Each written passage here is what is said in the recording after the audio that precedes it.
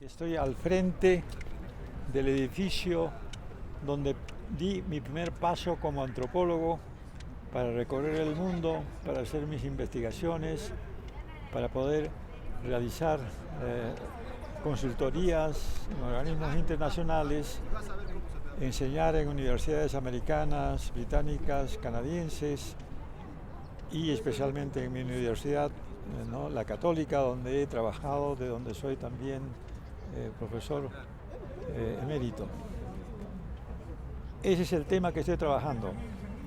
Pero antes de darte la respuesta, quiero hacer referencia de cómo es que yo llego a estudiar el tema del impacto del cambio climático y la degradación ambiental, relacionándolo a las víctimas del calentamiento global, que son los refugiados ambientales. Empecé estudiando primero las migraciones internas en el Perú, primero de los quechuas, ¿no?, mis paisanos quechua-hablantes,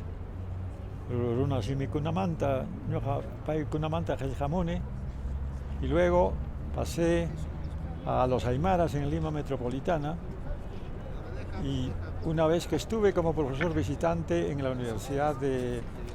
varias universidades americanas, descubrí que los peruanos se unían en asociaciones voluntarias tan igual que los migrantes provincianos en Lima, y como también acá en el Cusco se reúnen los migrantes de las distintas provincias en asociaciones, ¿no?, en clubes, desarrollando actividades culturales, académicas, etc. Entonces ahí empecé a estudiar a los peruanos en el exterior. Mi primer libro fue editado en 1990, que fue el libro pionero sobre el tema de migraciones internacionales. Acuérdense que la década del 80 que vivimos fue una de las grandes razones de por qué miles y miles de peruanos se fueron fuera del país. Entonces seguí a ellos en distintos lugares del mundo, ¿no?, y escribí varios libros sobre ellos, tanto en inglés como en castellano, y también en quechua, porque es mi idioma materno. Y una vez que hice un trabajo sobre el tema de remesas y desarrollo en tiempos de crisis, tenía un pequeño capítulo sobre migración y cambio climático. Lo presentamos este libro en el Fondo de Población de las Naciones Unidas en Nueva York, en la sede principal, porque ellos fueron los que financiaron este libro, y ese fue el tema del gran debate. La gente estaba interesada no tanto en las migraciones de los centroamericanos, mexicanos en Estados Unidos, sino cómo es que el cambio climático ya estaba empezando a ser agente o causa, un factor fundamental para que mucha gente dejase sus lugares de origen y refugiarse, ya sea en ciudades, en otros lugares, dentro y fuera del país. Ahí empieza mi deseo de hacer ya investigaciones sobre la vinculación entre el cambio climático, la degradación ambiental y los desplazados ambientales o refugiados ambientales. Algunos lo llaman como refugiados climáticos, etc. Hay una nomenclatura larga. No hay todavía un acuerdo en torno a cómo identificar cuál es el concepto que centra, que mejor define a estas personas que tienen que salir de sus lugares de origen porque la calidad, la sostenibilidad, la habitabilidad de su ecosistema ya no lo permite. Entonces ellos tienen que salir. Ejemplos tenemos muchos. Ya estamos en la era de la migración ambiental, ¿no? Uno de ellos, acabo de hacer una consultoría para la Organización Internacional de las Migraciones, que es la que mejor está desarrollando temas de la migración ambiental, ¿no? Uno en Centroamérica, uniendo países de Centroamérica desde El Salvador, luego Guatemala y Honduras, donde hay una especie de corredor, lo que llaman el corredor seco, donde se produce mucha cantidad de maíz, porque Centroamérica se caracteriza por la exportación del café, que también está afectado por la roya blanca, que es una nueva enfermedad, un nuevo hongo que está afectando severamente la producción de café, y luego la producción de maíz, ¿no?, que estos últimos 8 años ha disminuido enormemente, de tal manera que hemos encontrado la relación de que el cambio climático está impactando directamente a la seguridad alimentaria. Y es por eso que mucha gente, jóvenes, especialmente varones, tienen que salir forzosamente hacia México, Estados Unidos, y estamos viendo todos los días que el tema de migración está siempre en la agenda de los políticos en los Estados Unidos como en Europa. Estos son migrantes también económicos, pero encima de las razones económicas ahora hay una nueva razón, que es la razón climática. Entonces hemos concluido indicando que aparte de lo que es la corrupción, aparte de la actividad que hacen las malas salvatruchas o estos grupos delincuenciales que asesinan, ¿no?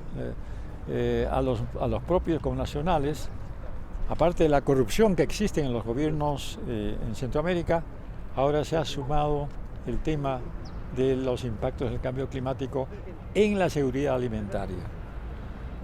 Entonces, es eso una de las razones de por qué hay una emigración que ya podemos llamarlo migrantes climáticos. Siguen siendo migrantes económicos, pero encima de eso ahora se ha añadido uno nuevo, que es la migración climática. Ese es un caso.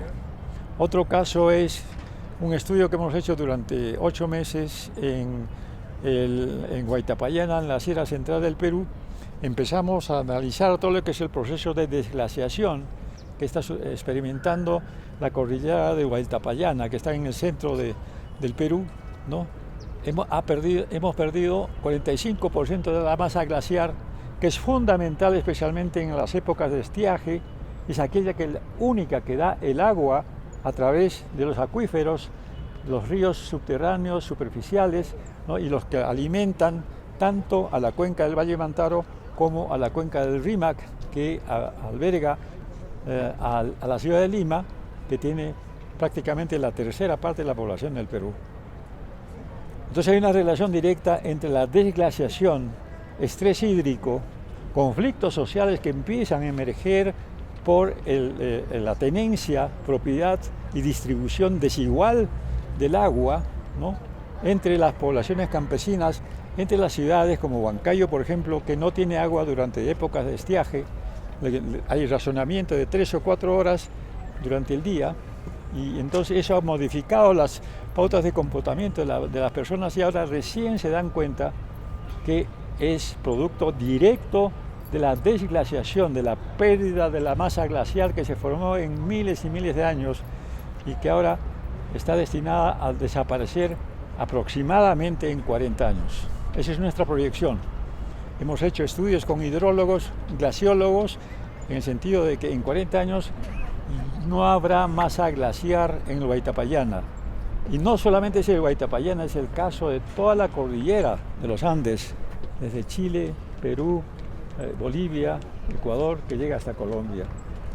Entonces, esa pérdida de la masa glaciar está afectando tanto las cuencas donde vive la mayor parte de los campesinos, ¿no? Agricultores, ¿no? Y donde también desciende a las grandes ciudades, como en este caso, por ejemplo, como hemos visto ayer, Urubamba, ¿no? O en el caso de la ciudad de Huancayo, que siguen creciendo por razones de las migraciones internas, ¿no?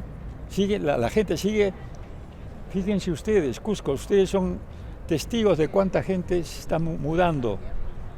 Entonces la gente piensa que todavía se mudan porque el Cusco es muy bonito, acá está la mejor, acá está el destino final, pero muchos de ellos ya son migrantes climáticos, además de ser migrantes económicos, ¿no? Entonces por eso que es importante destacar y acentuar la necesidad de seguir estudiando de cómo el cambio climático está afectando no solamente nuestro país, sino, por ejemplo, las 50 naciones que existen en el Pacífico Sur, islas muy pequeñas, sobrepobladas, que están casi al nivel del mar, 1, 2, 3, 4 metros sobre el nivel del mar. Esas islas están sufriendo ya el impacto directo de la elevación del nivel del mar por razones de que los árticos, ¿no? Están perdiendo sus masas glaciares más rápidamente de las proyecciones que se habían hecho científicamente. Igual los Himalayas, los Alpes, los Andes. Toda esa desglaciación va produciendo entonces, ¿no?, una especie de pérdida de agua que va al mar. El mar va a seguir creciendo. Groenlandia, si se derrite Groenlandia solamente, el mar se va a elevar en 2 metros más. Suficiente para poder elevarse a 3 metros, porque ya tenemos un mar que es 1 metro más.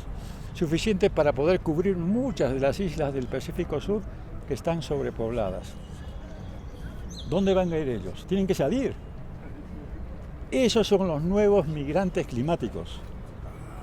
O aquellas personas que están en el Sahara, en países del subsahara, en el continente subsahariano, hay muchos países, ¿no?, que están experimentando el problema del agua, del estrés hídrico. Sudán del Sur, Sudán del Norte, Somalia, Eritrea, ¿no?, Etiopía, son países, y Egipto mismo, son países que están experimentando un proceso de desertificación.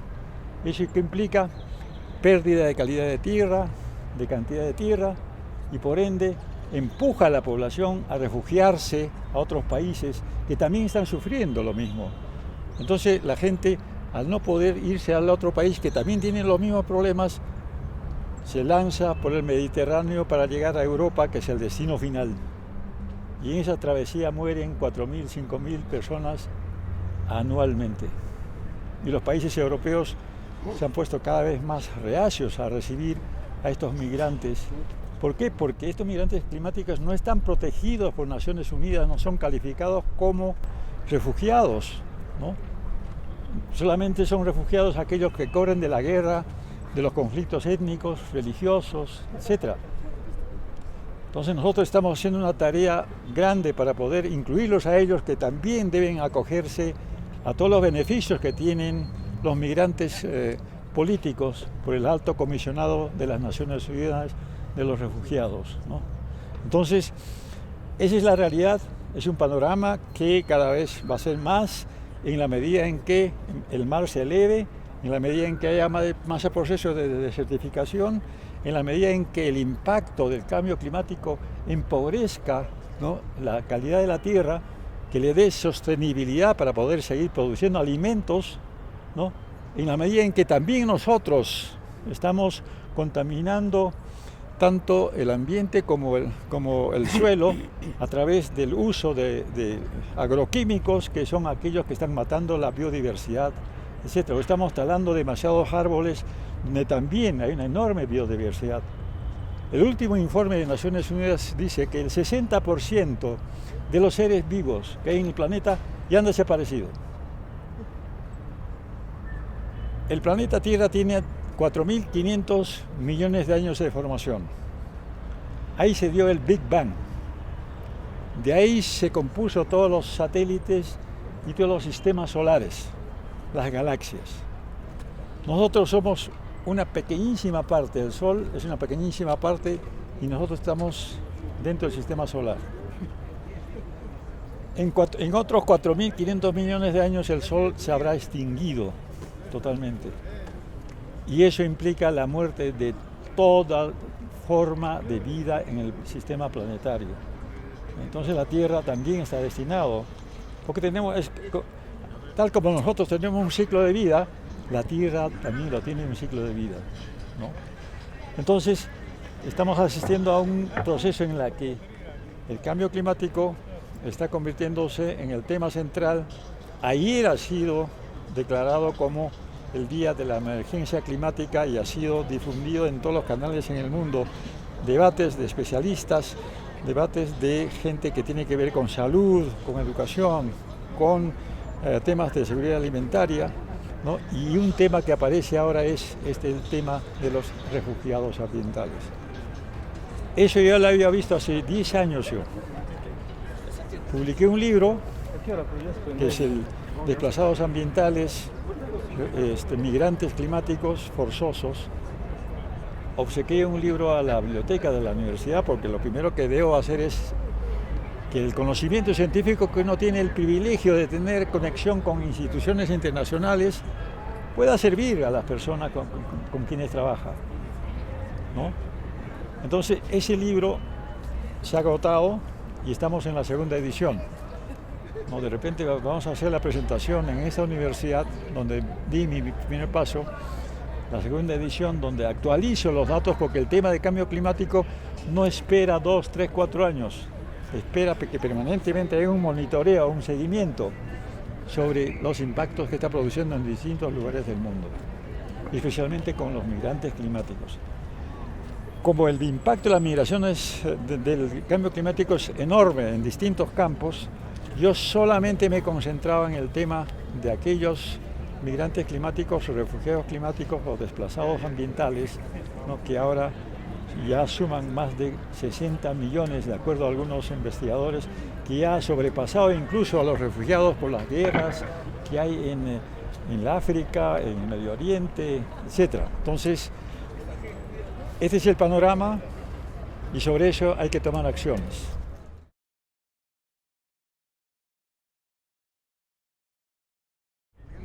Esa es otra muy buena pregunta porque estamos en un proceso de urbanización acelerada. Fíjese cómo en los últimos 30 años China entra en un proceso de industrialización muy rápida y ha provocado que 200 millones de chinos del sector rural hayan migrado a las grandes ciudades de China. 200, es la más grande movilización humana que se ha experimentado en la historia de la humanidad. 200 millones de chinos rurales se han ido a las ciudades. Y esas ciudades no están preparados para recibir esa cantidad. Y 20 millones de ellos han tenido que regresarse a sus lugares de origen. Con eso quiero decirte que hay un proceso de urbanización acelerada. Hace unos 30 años solamente el 30% de la población vivía en las ciudades. Ahora más del 50% de la población en el mundo vive en las ciudades. De acá al año 2030 será 70%. El año 2050 se estima que casi un 75% de la población del mundo estará en las ciudades, incluyendo estos nuevos migrantes climáticos que se van a ir a las ciudades. ¿Por qué? Porque en las ciudades ya viven sus parientes, hay alguien que los puede acoger, ¿no? La cadena familiar que jala, el migrante pionero jala a la familia, al hermano mayor, al hermano menor, entonces cada vez vienen a toda la familia y dejan el campo rural. Ese proceso se va a dar. Entonces, ahora pensemos que esa es la nueva antropología urbana.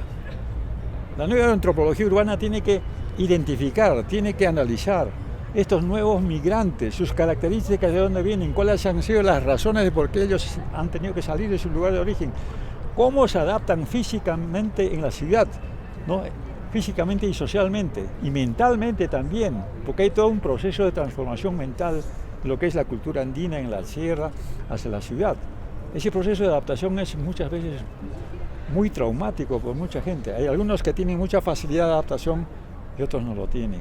Entonces, pensemos cómo hacer que estas ciudades sean sostenibles para dar cobija a esos nuevos migrantes que llegan sin desearlo. Muchos de ellos no desean abandonar sus tierras, porque sus tierras fueron heredados de sus padres.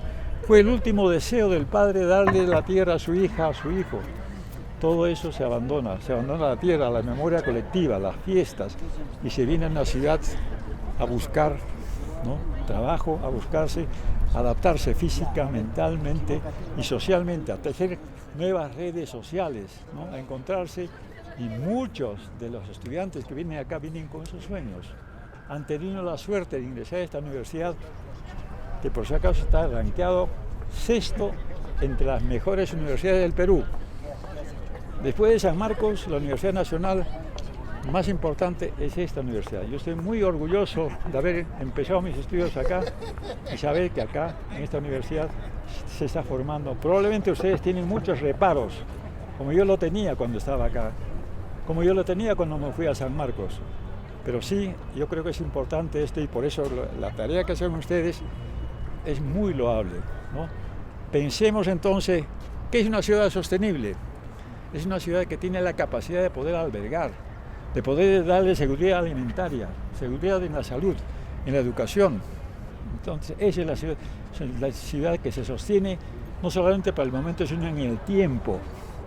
Pero ¿cómo hacer que la ciudad sea sostenible cuando está sobrepoblada, cuando está ambientalmente dañada, ¿no?, por la degradación ambiental, por lo que nosotros mismos producimos y consumimos? ¿Cómo pensar en ciudades que cada vez van a tener estrés hídrico? Porque es lo que está pasando, va a pasar. Probablemente ya también pasa acá durante épocas de estiaje, donde las ciudades empiezan a sentir sed, ¿no? Y eso produce conflictos sociales que entre nosotros mismos vamos a tener que distribuirnos el agua, que es el tema central en todo lo que es el cambio climático y las derivaciones que esto tiene para poder hacer de las ciudades sostenibles. Pareciera una utopía tener una ciudad sostenible, pero hagamos algo para esa utopía. Reduzcamos nuestro consumo de plástico, reduzcamos nuestros consumos y nuestros hábitos que hacen mucho daño a nuestro suelo. Comportémonos mucho más amigablemente con la ciudad, con el campo. Plantemos más árboles, caminemos, utilicemos menos vehículos que emiten fósiles, ¿no?, energía fósil. Cambiemos de hábito. Creo que es una de las grandes lecciones que debemos empezar a aprender cuando pensamos en cómo hacer que no solamente la ciudad sea sostenible, fundamentalmente que el campo sea sostenible, para que no sea la causa por la que la gente se viene a las ciudades, ¿no? Hacer que ellos tengan sus posibilidades de desarrollarse ahí, ¿no? O quizá miremos nosotros que estamos en el campo, en la ciudad, hacia el campo y hacer entonces que ellos puedan también ser sostenibles. La sostenibilidad en el tiempo es fundamental, pero estamos en guerra, en lucha, en confrontación con un enemigo común, que son los efectos del cambio climático en muchos campos, no solamente en lo que he dicho, sino en muchos campos. Un ejemplo pequeñito, en el café. El año pasado se perdió el 50% del café en la selva central. Apareció la roya blanca, la roya amarilla, que son enfermedades que se reproducen rápidamente cuando hay incremento de calor, ¿no? Entonces, eso diezmó la plantación. Entonces los cafetaleros han tenido que subir un poquito más arriba, donde la temperatura de la parte más baja ha subido. Entonces ahí están sembrando el café, ¿no? Entonces no pueden subir más allá porque el café ya no crece. Fíjense, solamente es eso en el café, y eso no solamente en el eje cafetalero de Colombia, igualito. Se han ido muchos fuera del país. En el eje cafetalero de Centroamérica igual, ¿no? Las enfermedades, el dengue en el Perú, no teníamos dengue en La Libertad, apareció el dengue, ¿no? El Zika en el Brasil, la chikungunya, que son tres conceptos distintos para indicar que hay, en términos de salud, hay nuevas enfermedades que están emergiendo por razones de que la Tierra cada vez se convierte en un sistema mucho más insalubre.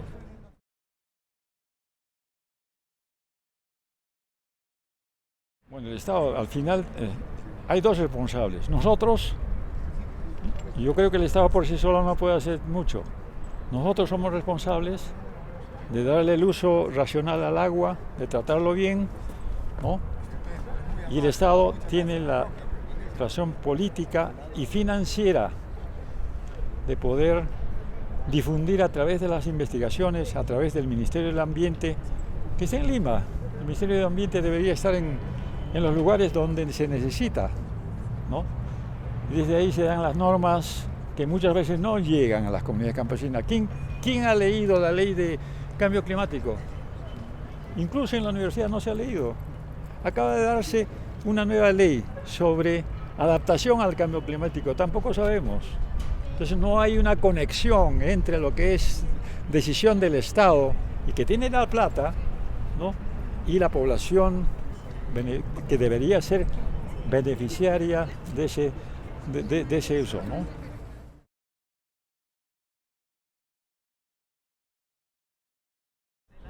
Bueno, aquí hay varios actores sociales que estamos comprometidos. Por una parte, la sociedad civil organizada tiene un compromiso de poder tomar como prioritario el tema ambiental y el tema climático. Por otro lado, las empresas, los sindicatos, empresas que hacen trabajos de extracción minera, ¿no? Maderera, etcétera, también tienen una responsabilidad, ¿no? Corporativa. El concepto corporativo es algo en la que nosotros todos estamos inmersos, ¿no? También las universidades, somos nosotros privilegiados de haber llegado a las universidades, de pensar, quizás de tener los instrumentos intelectuales, académicos, teóricos, ¿no? Suficientes como para poder transmitir todos estos conocimientos a los beneficiarios que son nuestros Yachtamashinkunchik. Yachtamashinchik, mi paikunatan, rimason, imal haiko, yachas haikota. ¿Ok? Entonces, por otro lado, universidad, empresas, sindicatos, sociedad civil, Estado, todos somos actores de una sola causa común. Si actuamos separadamente, si la universidad no sale de estos extramuros hacia el campo, si se encierra en su torre de marfil en las grandes teorías debatiendo, eso es insuficiente, ¿no? El Estado tiene que servir, tiene que hacer consultoría. Por ejemplo, la Católica, donde trabajo, estamos haciendo una consultoría ahora justamente sobre el tema de adaptación al cambio climático.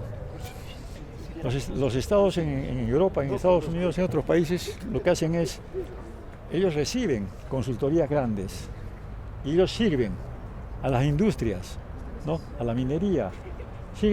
La NASA es financiado por las grandes empresas y la NASA tiene un sistema de monitoreo de la Tierra permanentemente que está viendo qué está pasando en la Tierra, ¿no? Contaminación en los mares, desertificación, se secan los acuíferos, ¿no? Desde el proceso de desertificación es cada vez mayor, todo está siendo monitoreado todos los días. Entren a Google, pongan NASA o Google Earth, Google Tierra, Earth, ¿no? Ahí van a ver cómo nuestra Tierra va cambiando tan rápidamente, ¿no? Antes los cambios tomaban miles y miles de años, ahora lo estamos nosotros condenando tan rápidamente y nosotros mismos. Entonces, todos tenemos la responsabilidad compartida, unos más que otros, quizá el Estado, porque son los que tienen la financiación, son los que toman las decisiones políticas, qué hacer, qué no hacer, ¿no? Lamentablemente hay un divorcio, en este momento, en nuestro caso, por ejemplo, el entrampamiento que existe entre el Ejecutivo y el Parlamento no nos permite ni siquiera ver, ni siquiera difundir todas estas cosas que estamos en este momento tratando de analizar. Estamos más distraídos en eso.